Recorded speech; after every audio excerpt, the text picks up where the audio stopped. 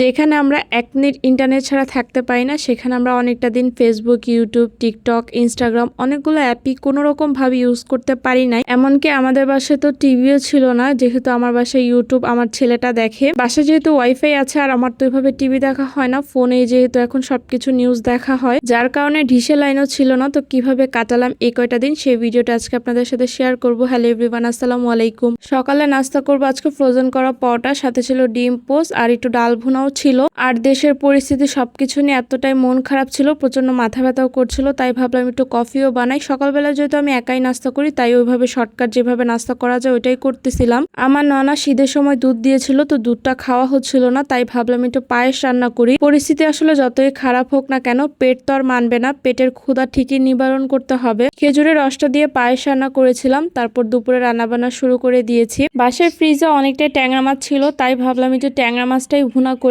বাইরে যেহেতু কারফিউ জারি ছিল, তার সাথে আপনাদের ভাইয়া বুদ্ধি করে যখন এইসব ঝামেলা হচ্ছিল তার আগে কিছুটা বাজার করে নিয়ে এসেছিল। সারা মাসে যে বাজারটা ইলিশ মাছ, চিংড়ি মাছ, সাথে রুই মাছ, কাতল মাছ, অনেকগুলো মাছ এনে রেখেছিল। তো আগের যে ট্যাংরা মাছটা ছিল ওইটা আজকে ভাবলাম ভুনা করব। সাথে মুরগি এনেছিল। আসলে মাসের বাজারটা আমাদের একেবারেই করা হয়, যেহেতু আমি মাছ মাংস ক্লিন করতে পারি না বা কাটতে পারি না। আপনাদের ভাইয়া আমাকে করে দেয়, আমি রেডি করে দেয়, জাস্ট আমি রান্না করি। প্রত্যেক সপ্তাহে শাকসবজি শুধু প্রত্যেক সপ্তাহে আনা হয়, তখন আপনাদের ভাইয়া একেবারে বেশি করে শাকসবজি নিয়ে আসে। আর মাছ মাংসের বাজারটা একেবারে মাসে করা হয়। যাই হোক, এদিকে আমার মাছ বোনাটা হয়ে গেছে। এখন কচুর ছড়ি দিয়ে চিংড়ি মাছ দিয়ে রান্না করব। আজকে আমি ভয়েস দিতেছি, একদিক দিয়ে আমার পাখি আওয়াজ করতেছে, আরেকদিক দিয়ে আমাদের বাসায় যে একটা বড় পাখি আছে আমার দুষ্টু, সেও আওয়াজ করতেছে। কিছুই করার নেই, বাসায় যাদের ছোট বাচ্চা আছে তাদেরকে এইভাবে ভিডিওতে ভয়েস দিতে হয়। কচুর ছড়ি দিয়ে ইলিশ মাছ বা চিংড়ি মাছ দুইটাই কিন্তু আমার অনেক পছন্দ। সাথে কচুচুরি ভর্তাও আমার কাছে অনেক ভালো লাগে। তো এই তো আমি কচুচুরি রান্নার জন্য সব মশলা দিয়ে দিলাম। তারপর মশলাতে একটু পানি দিয়ে ভালো করে কষিয়ে নিব। কষানো হয়ে গেলে তারপর তেলটা যখন উপরে